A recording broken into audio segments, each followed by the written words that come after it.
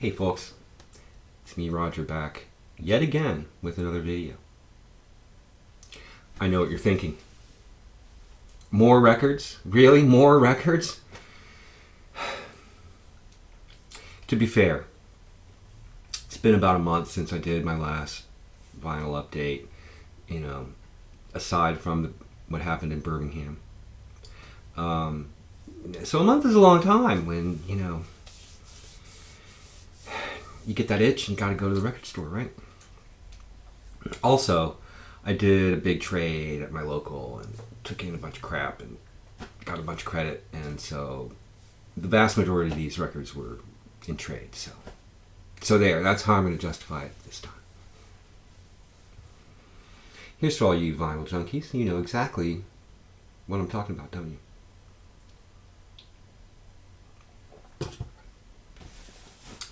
Got this in the mail last week. The new Record Collector magazine, the September 2015 issue. That, yes, features yours truly as the collector of the month. What a trip. Even goes on to a third page of some of my crazy collection.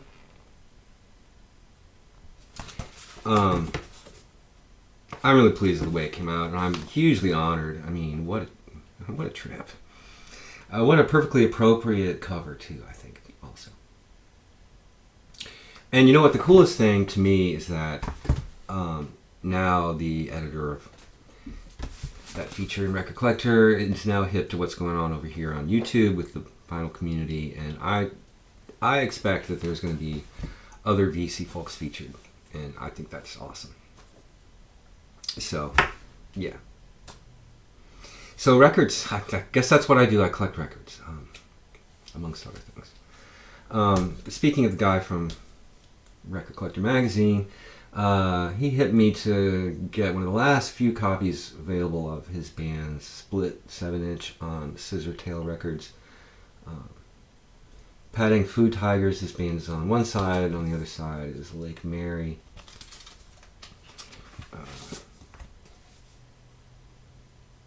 Crabbing King Sapling is the name of the Patting Koo Tigers track.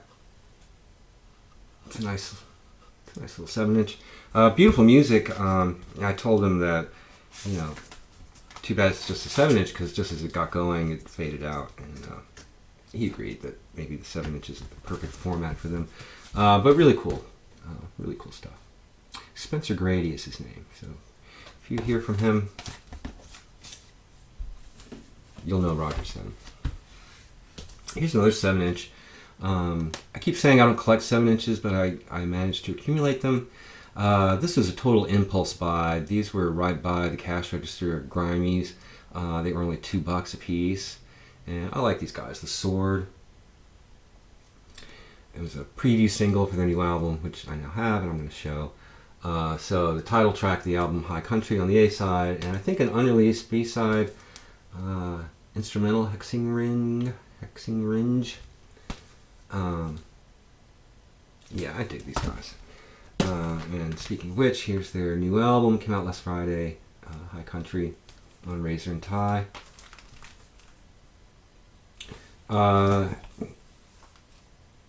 What can I say about these guys? They started out in more metal, and my favorite record remains Warp Riders, which is like this cool sci-fi concept album. It's great. They're moving in more mainstream directions, and this is their best sounding record by far. I mean, I'm not sure where it was recorded, but it sounds really good. It has all those like big studio moves. I dig this a lot. They should be huge. They probably won't be, but I think they deserve to be. It's on cool colored vinyl. Yeah. I dig this too, despite what some folks might say. This is Merkur's debut album on Relapse M. One Moment, Danish, I think, black metal. But with beautiful soaring, female vocals and mass choir effects and stuff. I think it's beautiful. I think it's a wonderful record. I really like her debut EP that came out last year.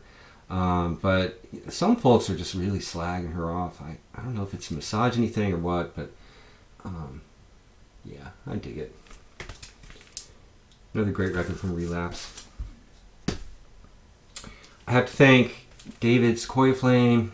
Hey David, if you're watching, for hipping me to this band, Montes communitas. This is their latest record from last year called The Pilgrim to the Absolute on Beyond, Beyond, Beyond Records. Something David said or did reminded me that I hadn't picked this up, so I found a copy and ordered it. Great Peruvian psych folk space rock band. Terrific. Their first album is my favorite. It's a little heavier. This is just so spaced out, dreamy, opiated. Yeah, drift off to Montes communitas. Highly recommended. Really, really, really dig this stuff a lot. Picked up some reissues. Well, there are reissues, and then there are records that originals don't exist. And here's one. Lulu Cortez, Rosa de Sangue. This had been sitting at Grammys for a long time, and I was reading this article in a previous issue of Record Collector about the whole psych folk underground in Brazil in the 70s. It was ruled by a military junta, and they had to work around these censors. And as you can imagine, they're have fairly subversive politics. At least the military junta would consider it subversive. And I don't speak Portuguese, so I have really no idea what they're saying about. But the article is fascinating, and I finally decided to pick this up. I mean, there's a newer one. This is a U.S. pressing on Time Lag. I think there's a newer one on Mr. Bongo out of the U.K. Terrific Brazilian psych folk record. Just fantastic. I picked this up as well. This was a fairly cheap reissue of See You Bellezza. Title of the album is Mojado de Sword, and I don't speak Portuguese. I don't know what I'm saying. Part of that collective, a lot of the same musicians play on both these records. Another just great Brazilian psych folk piece.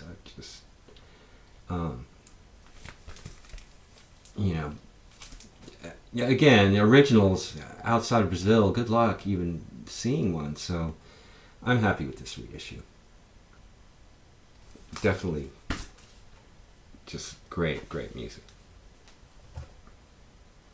Cheers, VC.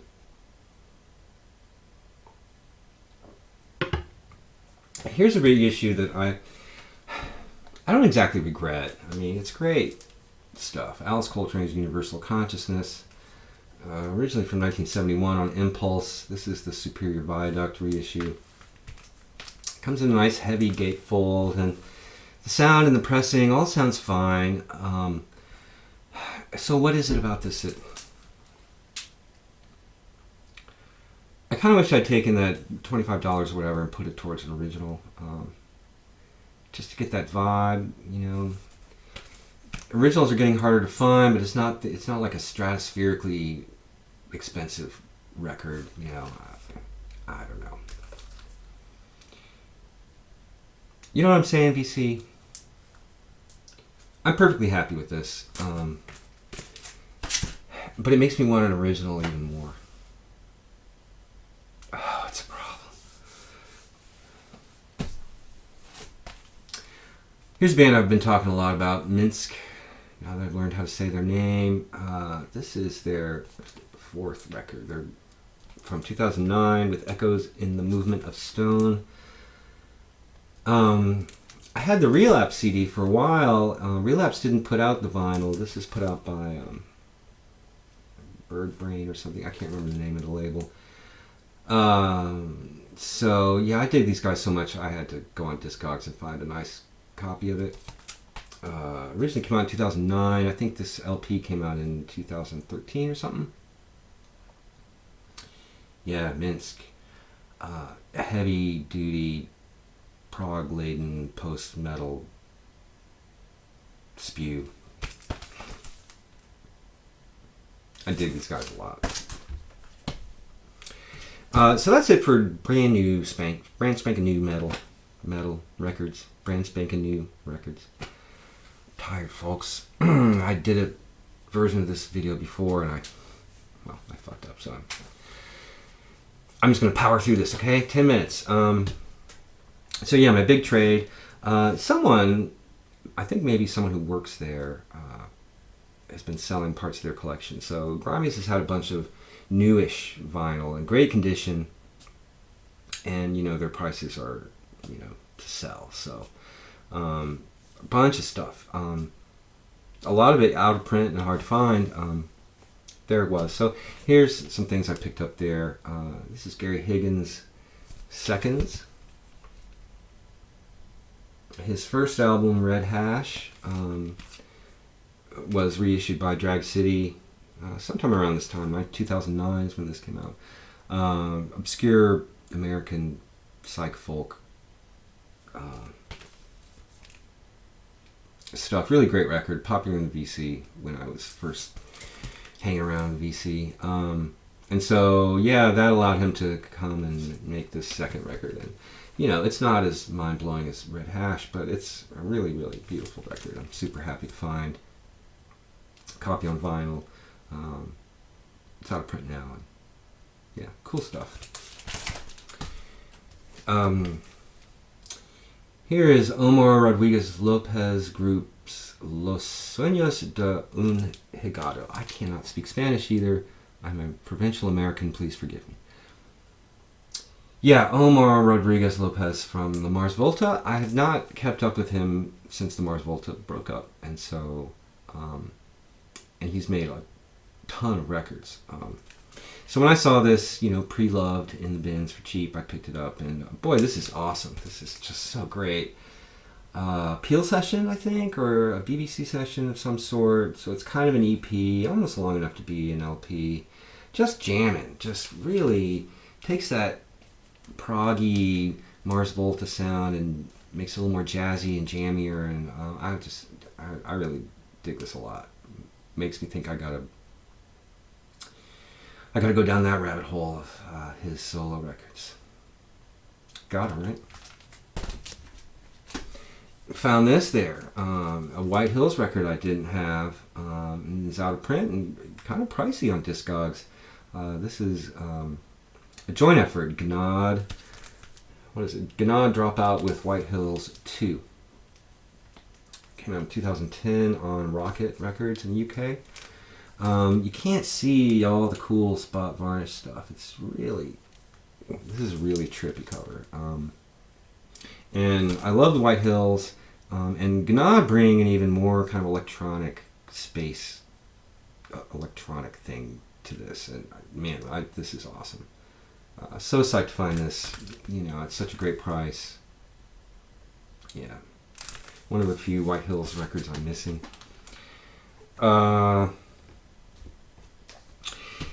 This was a big VC fave when it came out last year, and I despised the cover so much that I couldn't even hear what people were saying about it, although I got the impression that everybody loved it. And I still find this cover really repulsive. It's FKA Twigs LP1 on Young Turks from 2014. But when I saw it, in mint condition for a cheap price at Grimes, I thought, all right, I'm going to check it out. And wow, it's great record. What do you call it? It's pop, R&B, trip hop, heavy though. Really, now I get why the cover is like it is. Although I still find it very hard to look at, and I'm going to put it down now. But what really knocks me out about this record is the production. It reminds me that, in this world, like the R&B world and hip hop and electronic music. It's all completely synthetic, and they just really go for amazing effects and sound worlds that are worlds away from the idea of like you stick up a microphone and that's musicians in a room or something. Now this all exists on a hard drive. It's like you couldn't even do this with tape, I don't think. I mean, this is computer age music. Powerful, heavy. For pop music, it's really heavy. Here's Jose Roberto Bertrami, Blue Wave. This is from 1983 on Milestone. Found this sealed really cheap and took a chance. He was in that band Azimuth, that Brazilian fusion band. This is great, beautiful record. Plays electronic keyboards on here. From 83, there's some digital stuff, but some nice Rhodes and Oberheim and stuff. It's I dig this a lot.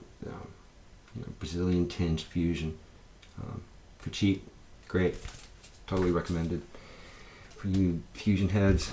Here's another great Milestone record. McCoy Tyner, Inner Voices, one of several I'm still missing. Every one of these McCoy Tyner Milestone records is great, including this one. Even though you might get scared off by the some of the lineup with horns and voices and orchestra and but it's really well done, as you would expect from a McCoy Tyner, right? And it reminds me a little bit of that Andrew Hill record, Lift Every Voice, because the singing is wordless mostly, but in a gospel kind of harmony. Really great. Maybe not everyone's cup of tea, but super happy to add this to my McCoy Tyner collection. 17 minutes. Thanks for hanging, people.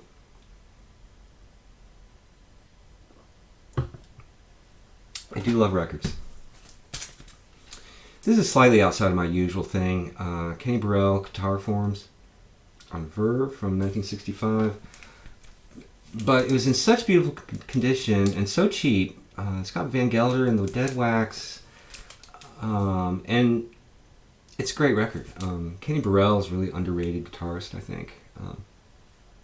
So it's Kenny Burrell playing electric but mostly classical nylon string guitar with a large orchestra put together by Gil Evans. So it's a little bit light sometimes, but so tasty, and the sound is just to die for. I mean, really, it's I see why people go cuckoo over these old 60s pressings. Usually they're so expensive when they're in such nice shape, but whatever. Kenny Burrell, underrated, I guess. Super happy to have that. Live albums can be kind of hit or miss, but I like this band so much, and I'd never seen this before, so I picked it up. Curved Air Live on BTM Records from 1975. It's the original lineup of Curved Air with Dora Way, and Sonia Christina, and Francis Muthman, etc. This is killer. This is great. They could do that crazy music live, and they prove it here. And some great jamming. I was super impressed.